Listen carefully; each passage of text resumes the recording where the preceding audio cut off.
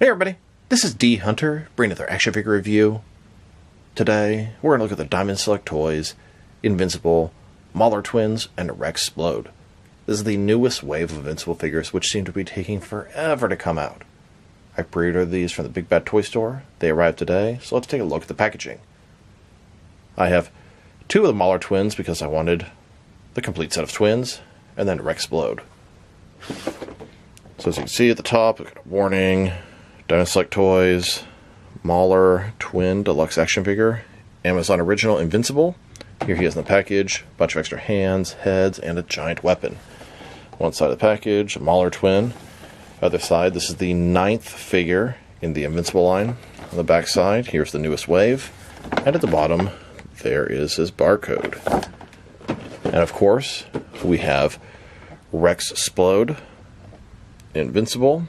He's got extra hands, heads, and arms. Here he is on the side. He is the 8th figure in the Invincible line. At the back, here are the two figures. And at the bottom, there's his barcode. So with no further ado, let's open them up. Alright, now that we have these figures out of the package, here they are with all their accessories laid out. The Mauler Twins come with 8 interchangeable hands, 2 heads, and an energy cannon. Rex Splode here has 10 interchangeable hands, 2 sets of interchangeable arms, and then a total of 3 heads. In this video, we're going to take a look at each of the figures individually. We'll check out their accessories, height, and articulation, and then we'll compare them with a bunch of other action figures. Let's start off with Rex Splode, and then we'll work our way toward the Mauler Twins. So here's Rex Splode. Like I said before, 10 hands, 2 different arms, and 3 different heads. His real name is Rex Sloan. Rex Splode is a product of a government experiment, possesses the ability to charge molecules to an unstable level, turning any object into an explosive. He can fire energy blasts or turn things explosive. He was a member of the Teen Team, as well as the Guardians of the Globe. He was honestly kind of an annoying character. He's cocky, he's full of himself. So let's take a look. Starting with his head here, he has that kind of annoying look. He's got that man bun, red hair, kind of darker skin. As we go further down, his costume is red and yellow. It has a very sort of cartoony look to it, which is accurate for the show. He's got single-jointed elbows, single-jointed knees, these, I don't know what, sort of little weapons across his belt. It's not bad. Articulation could be a little better, and the style is very sort of cartoony and toyetic. And man, that man bun is quite annoying looking, but it totally suits his sort of cocky personality. And a closer look at his face and head sculpt. Very basic, but pretty accurate to the cartoon show. And then, here's a figure, broken down as far as he can go, with all of his removable parts detached. Now let's check out his accessories. And let's start off with his hands. He has a total of 10 hands, 5 left hands, and 5 right hands. Here he is with his first set of hands. These are his fists. And then, his second pair of hands. This is a pair of gripping hands. And his third pair of hands.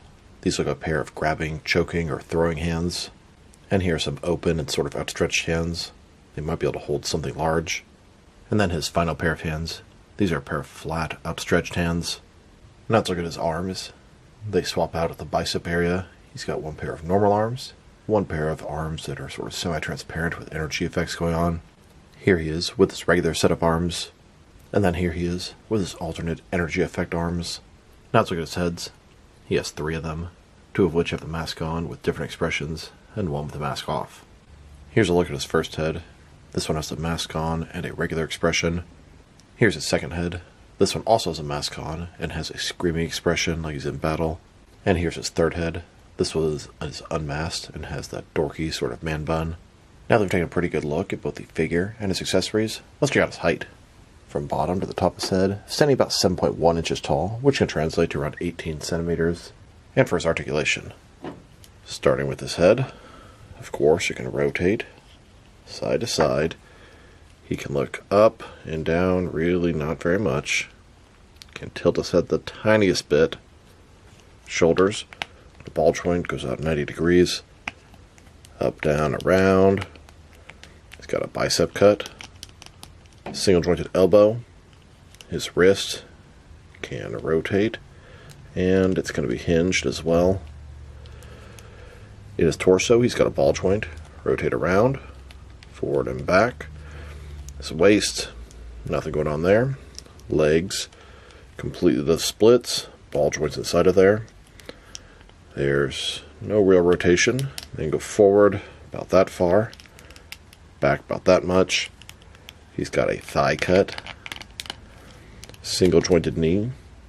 Goes back a pretty disappointing amount. He's got, looks like no boot cut. And then the ankle. Forward and back. Tilt. Rock. And you get the rotation up in the thigh. So now let's check out the Mauler twins. They both come with 8 hands, 2 heads, and an energy cannon. They're both scientists and supervillains. There's a cloning process. Each pair of Mauler is physically identical, with no noticeable differences. The Maulers are blue-skinned humanoids, very muscular bodies, they're tall. They have sort of a black and white outfit that has an M that stretches across from their stomach down to their legs. And they continuously clone themselves, and usually one of the Mauler twins dies, and they make another clone.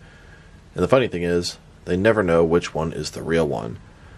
Each one always insists that he's the real one, the other one's a clone, etc., etc. Sometimes he'll leave his brother to die, and says, I'll just make another one. So let's take a closer look. Now, the cool thing is, they have 2 different heads, so you can make the twins look a little bit different. Bald blue head, super tall, kind of stern expression. His outfit is black and white. There's that M that goes all the way down. He has single jointed elbow, single jointed knee, once again done in that sort of cartoony, basic sort of style. They look good. The sculpt, once again, is kind of on the basic side of things. They're good-looking figures, and I like the fact that they're big, oversized deluxe figures. And a closer look at his face and head sculpt. Big blue bald head, stern expression. Looks pretty good for what it is. I'm enjoying these figures, and they should be a lot of fun. And here are both these figures, broken down as far as they can go. All of their removable parts laid out in front of you. Now let's check out his accessories. Starting off with his hands, he has a total of 8 hands. 4 left hands, and 4 right hands. Here he is, with his first pair of hands. These are his fists. And here's his second pair of hands. This is a pair of gripping hands. And his next pair of hands. This is another pair of gripping hands with a different shaped grip. And here's his final pair of hands. This is a pair of flat, outstretched hands. Now for his heads. He has 2 of them. One with a normal expression, and one with an angry expression. Here's a look at his first head. This one has the normal expression. And then his alternate head. This one has the angry face. And for his energy cannon. It's a large cannon. It's got 2 handles on the top. One here, one here. Here you can see the sort of barrel. Then it has these, I don't know, sort of things on the side, storing presumably energy of some sort. Here's a look at the Mauler twin holding that energy cannon. He can hold it with 2 hands, but this is the best you can do with that sort of pose. It has to be going to the side, just because of the way his hands are articulated. Now that we've taken a pretty good look at the figure and his accessories, let's check out his height. And he's a big boy, and he's supposed to be. From bottom to the top of his head, standing about 8.2 inches tall, which can translate to around 21 centimeters. And for his articulation, starting with his head, of course, he can rotate side to side. He can look up about that far, down about that much. So he can't look up too much, just straight across, but down a good amount. He can tilt his head at least a little bit from side to side. Shoulders on a ball joint goes out about 90 degrees. Up, down, around. He's got a bicep cut. Single jointed elbow. His wrist can rotate, and it's hinged as well. In his torso, he has a ball joint. Rotate around, forward and back. Legs completely does splits. Ball joints. No rotation there, but he does have a thigh cut to offset that. They go forward, pretty good amount. Back not much. He's got single jointed knees. They don't go back very far. And then his ankle, forward and back, tilt and rock, and you get the rotation in the thigh. Here's a look at the Mauler twins and Rex Splode fighting in the city streets. Now let's check them out next to some other action figures, starting off with some of their Diamond Select Invincible figures. Here they are next to the first wave of Invincible figures, Omni-Man and Invincible himself. And here they are next to the second wave, which had Eve and Robot, and even a really small version of the Shrinking Ray. Then, with a third wave, which has Duplicate and Alan the Alien. And here's the most recent set they made. This is a deluxe action figure set of Monster Girl, both in human and monster form. Here's Diamond Select's entire Invincible collection. They've really gained the core group of characters from the Guardians of the Globe, at least the second team. Now, I would say the next figures I would hope they would make would be a 7-inch version of Shrinking Ray and Black Samson. And personally, I would love the entire original team of the Guardians of the Globe, the ones that died in the first episode, but I really doubt that'll ever happen. Now, I don't know if this line is doing well, although I'll tell you the truth, this new wave is sold out in most places. There is a 2-pack, I think it's an Entertainment Earth exclusive, of Omni-Man versus Invincible, and they're both bloodied up, but I'm not aware of anything else coming for this line. I hope it's not over. I guess time will tell. I know Diamond Select's not doing very good right now. Now let's check them out, next to some action figures from different various companies, so we can see how they fit in, both scale and style-wise, in case you want to know which lines you can mix them with. Since they're Diamond Select toys, they're typically the 7-inch scale.